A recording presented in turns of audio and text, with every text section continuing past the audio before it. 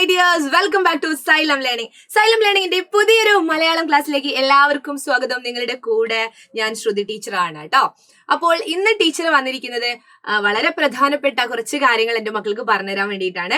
അപ്പോൾ ചാനൽ ആദ്യമായിട്ട് കാണുന്നവർ സബ്സ്ക്രൈബ് ചെയ്യണം. അതേപോലെ നമ്മുടെ ലൈവ് ക്ലാസിന്റെയും എല്ലാ നോട്ട്സും ഒക്കെ നിങ്ങളിലേക്ക് എത്താൻ വേണ്ടിയിട്ട് വാട്സ്ആപ്പ് കമ്മ്യൂണിറ്റി ഗ്രൂപ്പിൽ ഇതുവരെ ജോയിൻ ചെയ്തിട്ടില്ലെങ്കിൽ ഒന്ന് ജോയിൻ ചെയ്തേക്കാം കേട്ടോ.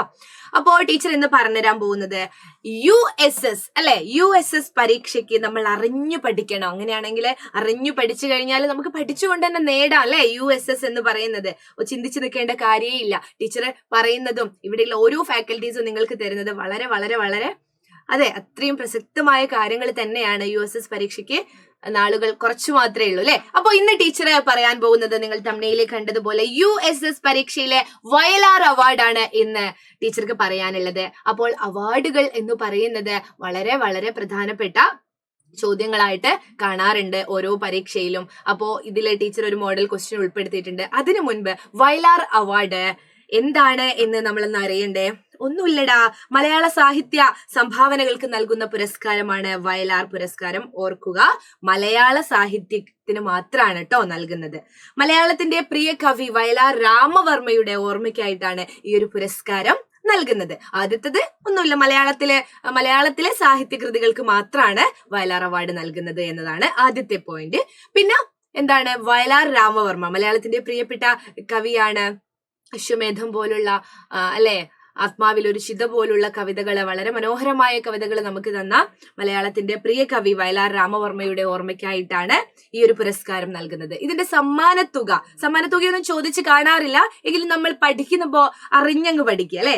സമ്മാനത്തുക 1,00,000 രൂപയാണ്. അതുപോലെ കാനായി കുഞ്ഞിരാമൻ, ശില്പി കാനായി കുഞ്ഞിരാമൻ രൂപകൽപ്പന ചെയ്ത ഒരു ശില്പവുമാണ് ഇതിന്റെ പുരസ്കാരം എന്ന് പറയുന്നത്. അപ്പോൾ ഒന്നും പറയാനില്ലല്ലോ അല്ലെ. മലയാളത്തിൽ നിന്നാണ്, മലയാളത്തിന്റെ കൃതികൾക്കാണ്, മലയാളത്തിന്റെ സാഹിത്യ സംഭാവനകൾക്ക് നൽകുന്ന ഒരു പുരസ്കാരമാണ്.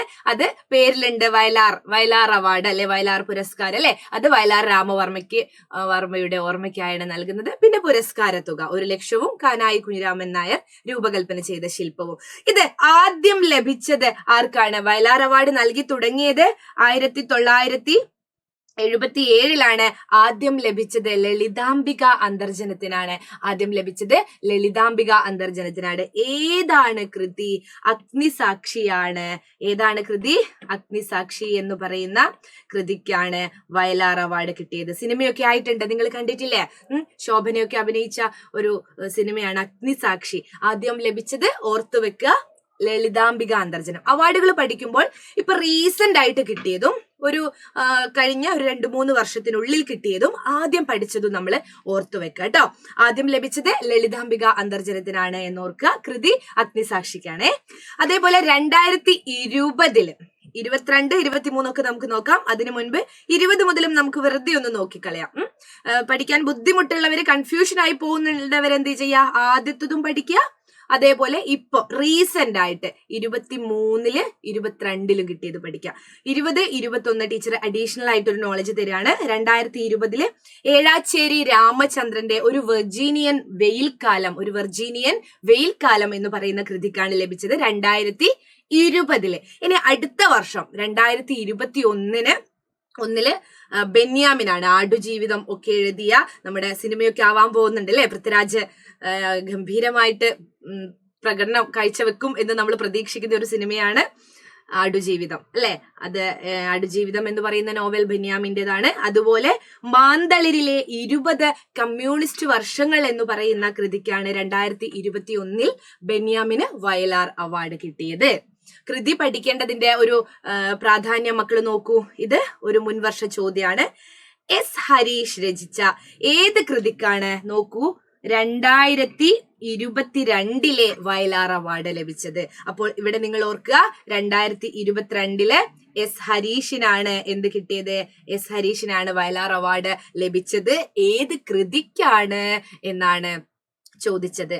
അതില് ഓപ്ഷൻ A സൂസന്നയുടെ ഗ്രന്ഥപുര, ആരാച്ചാർ, മീശ, സമുദ്രശില. ഏതാണ് ഉത്തരം? 2022 വയലാർ അവാർഡ് S. ഹരീഷിന്റെ മീശയ്ക്കായിരുന്നു. നല്ല മീശയൊക്കെ ഉള്ള ആളാണ് അല്ലെ S. ഹരീഷ് എന്ന് പറയുന്നത്, കണ്ടോ? അപ്പോ അദ്ദേഹത്തിന്റെ മീശ എന്ന് പറയുന്ന ഒരു കൃതിക്കാണ് 2022 2022 അതിനുശേഷം നിങ്ങൾക്ക് പരീക്ഷയ്ക്ക് മുൻപ് എന്താണ് 2023 അവാർഡും കൂടെ നൽകി കഴിഞ്ഞതുകൊണ്ട് 2023 ഇതും നമ്മൾ പഠിക്കേണ്ടതുണ്ട്. ഈ സൂസന്നയുടെ ഗ്രന്ഥപുര എന്ന് പറയുന്നത് അജയ് പി മങ്ങാടിൻ്റെതാണ്. അതുപോലെ ആരാച്ചാർ നിങ്ങൾക്കറിയാം KR മീരയുടേതാണ്. സമുദ്രശില സുഭാഷ് ചന്ദ്രന്റേതാണ് കേട്ടോ. അപ്പോ മീശ എന്ന് പറയുന്ന അദ്ദേഹത്തിന്റെ S ഹരീഷിന്റെ നോവലിനാണ് കിട്ടിയത്. അപ്പോൾ ഇതാ S ഹരീഷിന്റെ നല്ല കട്ടിയുള്ള മീശയൊക്കെയാണ് എന്ന് ഓർത്ത് വെക്കുക. അത് 2022 അതിനുശേഷം നിങ്ങളുടെ പരീക്ഷയ്ക്ക് മുൻപ് ഒരു അവാർഡും കൂടെ പ്രഖ്യാപിച്ചു അല്ലെ. 2023 അവാർഡ് ആർക്ക് ലഭിച്ചിട്ടുണ്ട്? ഗാനരചയിതാവും കൂടെയായ ശ്രീകുമാരൻ തമ്പിക്ക് ലഭിച്ചിട്ടുണ്ട്. 47ാമത് വയലാർ അവാർഡാണ് കേട്ടോ. അത് 2023 നൽകിയത് 47ാമത് വയലാർ അവാർഡാണ്. അത് ലഭിച്ചത് ശ്രീകുമാരൻ തമ്പിക്കാണ്.